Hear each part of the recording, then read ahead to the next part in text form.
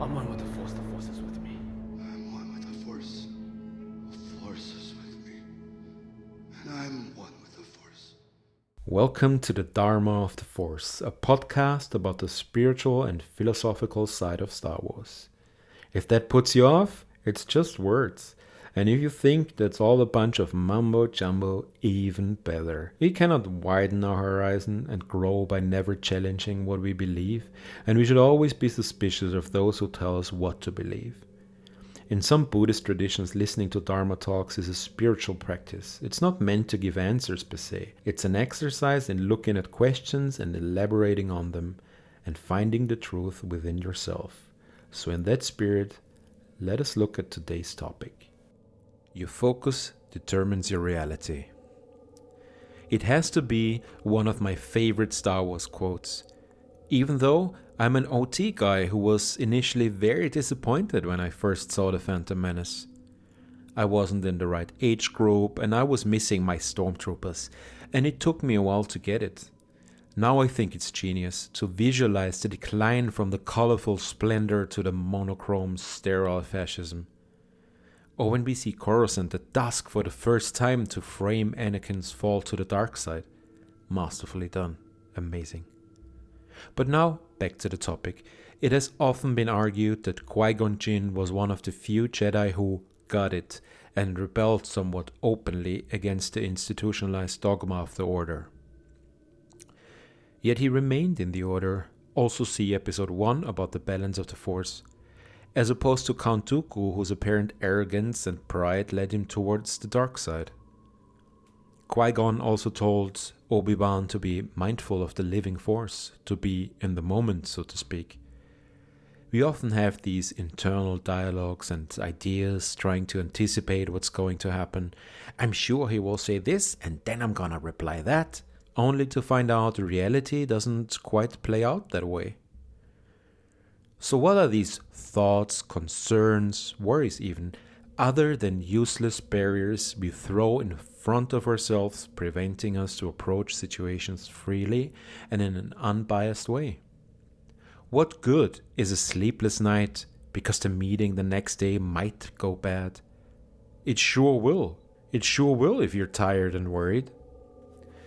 I once listened to a Dharma talk by an American teacher who spoke about him attending a silent meditation retreat when he was younger. There he saw a woman he quite fancied. So when his mind began to drift, as it often does, he started to create these scenarios. I'm gonna talk to her and we will hit it off, and then we'll go to other retreats together and we will get married and we're gonna have babies and we'll live happily ever after. And then at the end of the retreat, there was a Q&A for all the participants, and she asked a question. And when he heard her speak for the first time, he realized that she spoke with a French accent, which had not occurred to him and wasn't part of his fantasy. So this person he had built up in his mind vanished, and his fantasy collapsed like a house of cards. As nice as it might be to daydream once in a while, what is there to gain, especially when it's negative? I once heard something, I think it's supposed to be an Indian saying. I couldn't find it anywhere, so I cannot verify it, so let's just say I made it up in my head. I hope I did because it's good. Something like, worries are an insult to the future, or worries violate the future. Because there's nothing to gain. There is no future. There's only a now. All his life as he looked away to the future, to the horizon, never his mind on where he was. We can deal with things in the moment. We can and should prepare and think of the consequences, but we should not cling to a hypothetical scenario that might never occur.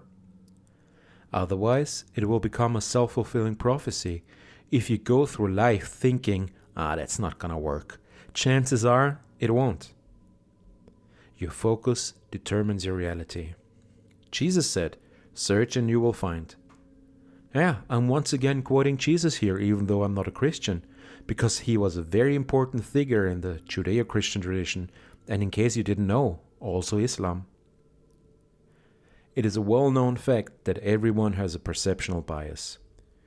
Some report suddenly seeing other pregnant people everywhere once they find out they're pregnant, or you don't notice a certain car type until you buy the exact same one and suddenly you notice them everywhere.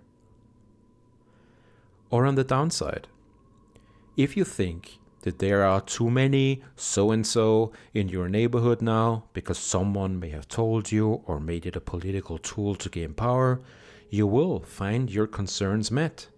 Convenient, huh? If you feel that people of a certain group are no good and there is 1 in 10,000 that fits the bill for whatever reason, then it will satisfy your prejudice. If at the same time 10 in 10,000 in a group you like are no good, your focus will be on their redeeming qualities to once again justify your predetermined conception. Humans have no inherent sense for statistics. That's a scientifically proven fact.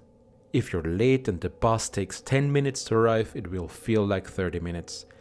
If you're having fun and you don't want to go, it will feel like 30 seconds. Don't trust your own observational bias. Your focus determines your reality.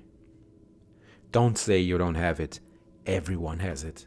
You just let the dark side cloud your mind. Out of fear, you won't like what you find inside the cave. Confronting fear is the destiny of a Jedi.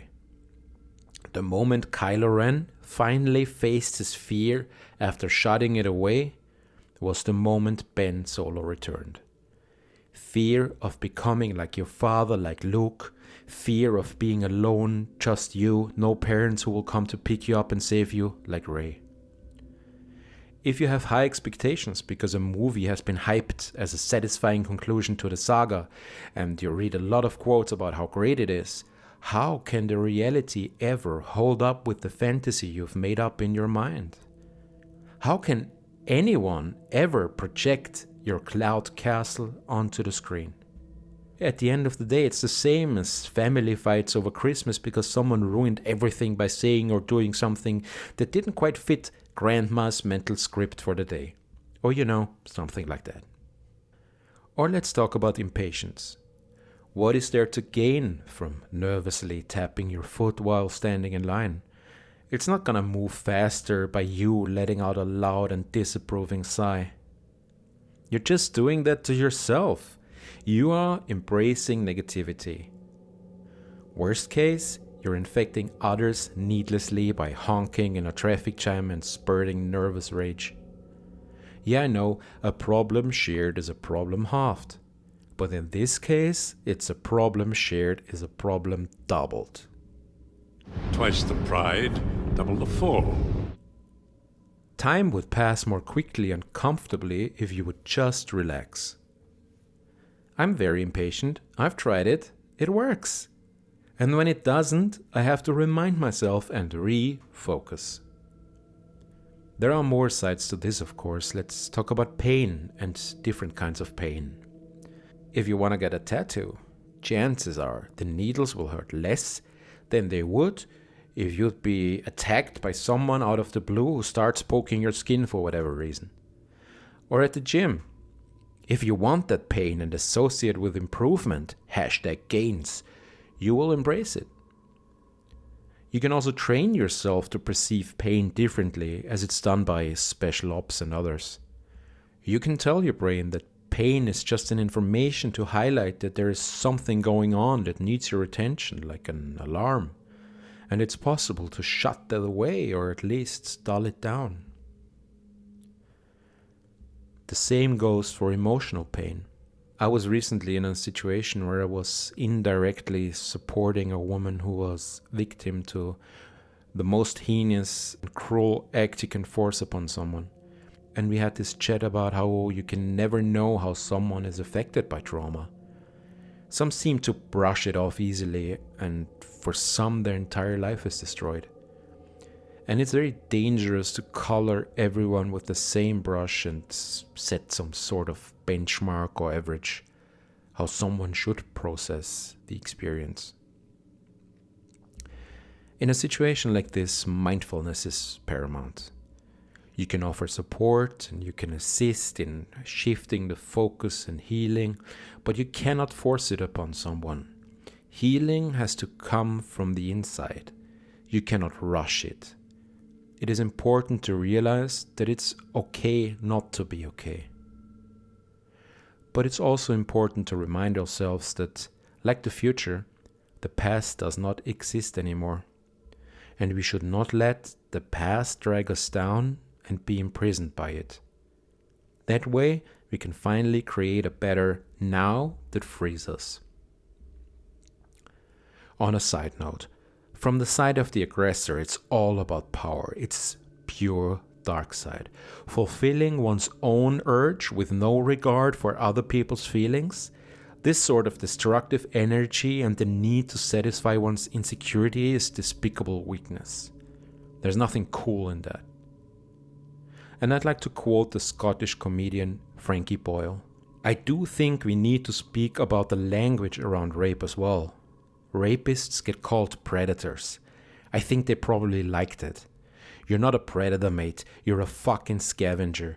The majestic lion of the Serengeti doesn't have to drug the watering hole and pretend to be a fucking minicab driver. Like I said before, words have power, and your focus determines your reality. In a lot of languages, male attributes describe positive things, while female ones are often negative. From the Spanish machismo to the German herrlich, literally translate to manly or gentlemanly but means wonderful or gorgeous, in stark contrast to dämlich, literally ladylike, but actually stupid or moronic. And then there's obviously hysteria, the word derived from the ancient Greek word for uterus, which in the 19th century was considered a diagnosable physical illness in women, and only in women. You know, like men would never behave erratically or overreact disproportionately. Kathleen Kennedy ruined Star Wars. Rey's a Mary Sue. Rose Tico is stupid. Holdo sucks. Patty Jenkins. Check yourself. If you don't like what you're hearing, This is not going to go the way you think. I recently started meditating at a new dojo, and I was coming in with my own preconceptions. I was surprised by how the abbot there talked to the others and how shallow and sometimes even petty the things he brought up in his talks were. I did not agree. But that doesn't matter. He doesn't owe me anything. And whatever he says isn't meant for me directly. I actually have to thank him for challenging my mindset about what Zen means and my pride for not speaking up hastily like, actually. There are thousands over thousands of books about Zen telling you that you can't understand Zen from reading a book. The same goes for the Force. It has to be experienced. There's a lot regurgitated comic book lore on the internet, some of which is nothing but a copy of a copy, but if you want to understand it, you have to go to its core and ask yourself where it comes from. What are the origins? There's nothing to find on YouTube. Well, if droids could think, there'd be none of us here, would there? It's like Yoda saying that the library contained nothing that the girl Rey did not already possess. Unless you want to take that literally, then it was a little joke by Yoda, which is also something Zen masters like to do to challenge you. There's this story about monks asking, what is Buddha nature? Expecting an explanation, and the Buddha, Shakyamuni Buddha that is, because there are many other Buddhas, and the best way to simplify it for a Star Wars context is someone who learned to become one with the Force, and that's potentially an option for everyone, dedicated enough. Held up a flower, leaving everyone confused. Everyone but one monk, who got it, and achieved enlightenment at the very moment. Every attempt to describe what led him to that is bound to fail. It's like trying to explain the mechanics that led you to falling in love. Okay, there's a boring chemical reaction, but would reading a scientific explanation let you feel it and share the experience? So always be mindful of the living force. There's only the now. The past is long gone. It doesn't matter if it was 5 minutes ago or 5 years. You cannot go back and change things.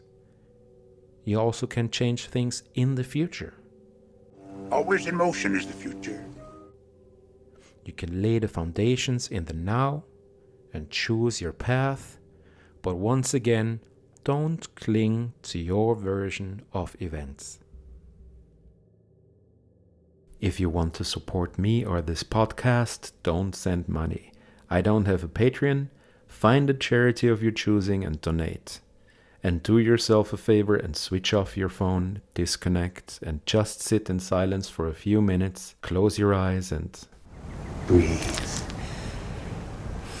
Just breathe.